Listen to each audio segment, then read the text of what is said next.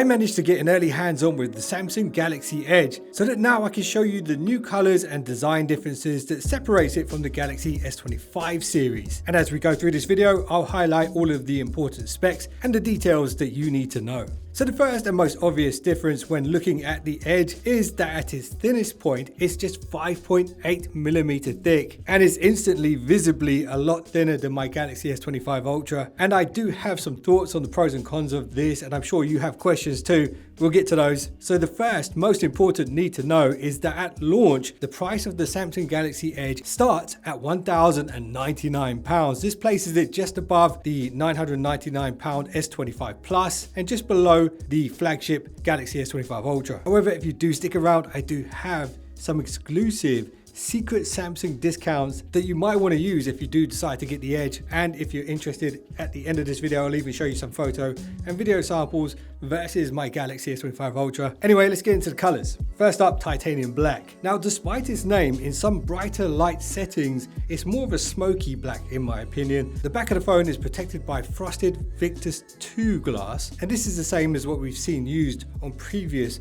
flagship models. The titanium frame does have that black color to it as well, with a little metallic shimmer. And it's probably worth pointing out, Samsung's use of titanium on the Edge is a significant upgrade compared to the armor aluminium used on the regular S25 series. The camera module is noticeably different, and you do still have Samsung's linear lens setup.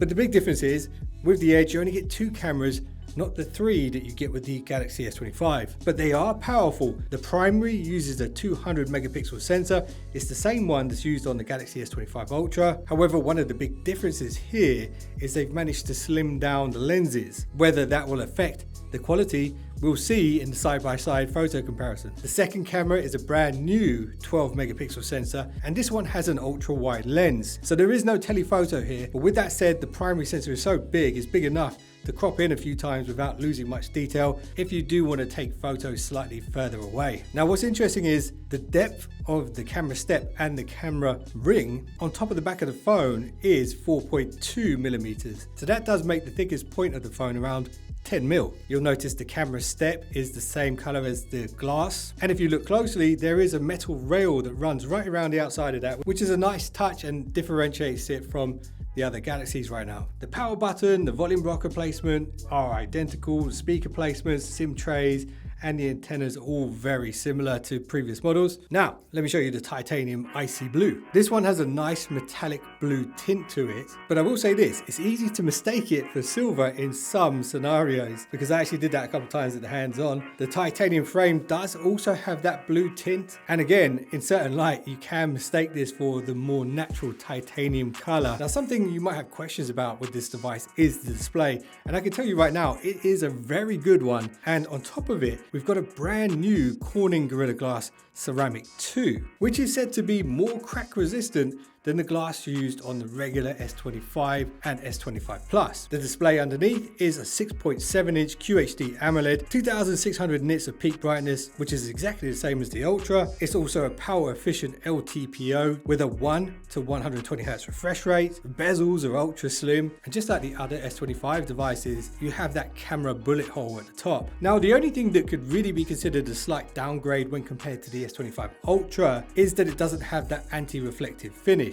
But apart from that, it is just as good and one of the best in the business. All right, here's the third color and my favorite based on my first impressions of these devices. Maybe there will be some online exclusives, but right now, for me, titanium silver is the one. So the titanium frame color matches the silverback Gorilla Victus 2 glass, which gives it this almost full metal look, and that's why I like this one, and that's why I was drawn to it. Now, here's something interesting about this phone. What you can't see is that inside, somehow Samsung have still made room for the tailored TIM, which is of course Samsung's own optimized heat dissipation system.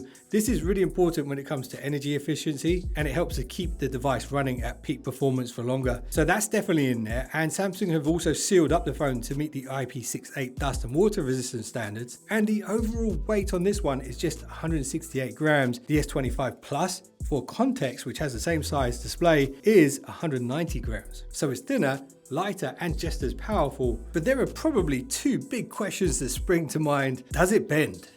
Well, unfortunately, I'm not rich enough to bend a £1,100 phone in half, and I didn't want to risk getting thrown out of Samsung KX like Jazzy Jeff in The Fresh Prince.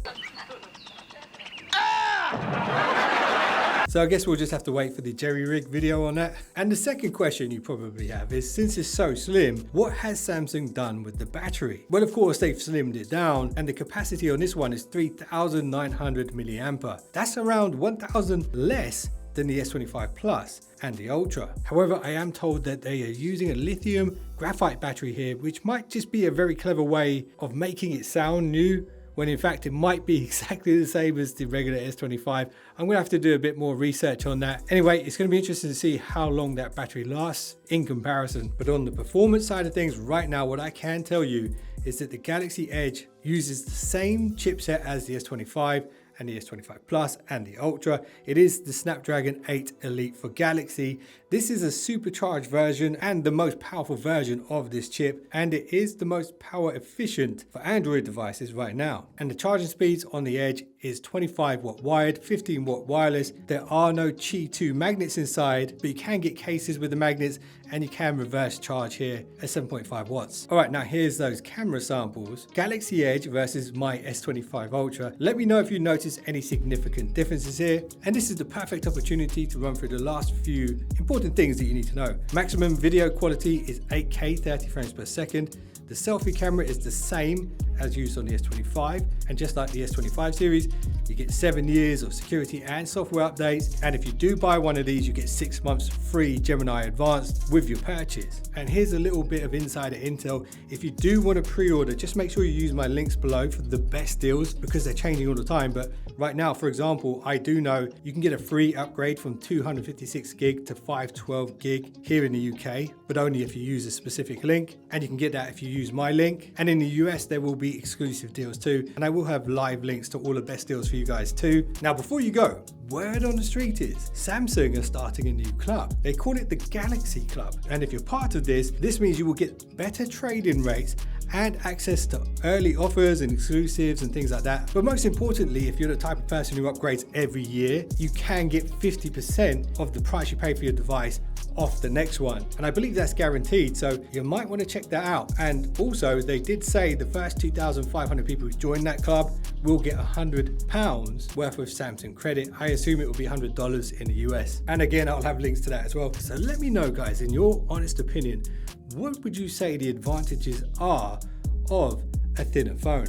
Is it just for looks? Is the form factor easier to hold? Or would you trade both of those for more battery? Let me know in the comments. Make sure you subscribe, turn on your notifications for future videos on the Galaxy Edge when it officially releases on the 30th of May 2025. If you just subscribed, you're now one of the finest subscribers known to man, and I will see you in the next one. Don't be late.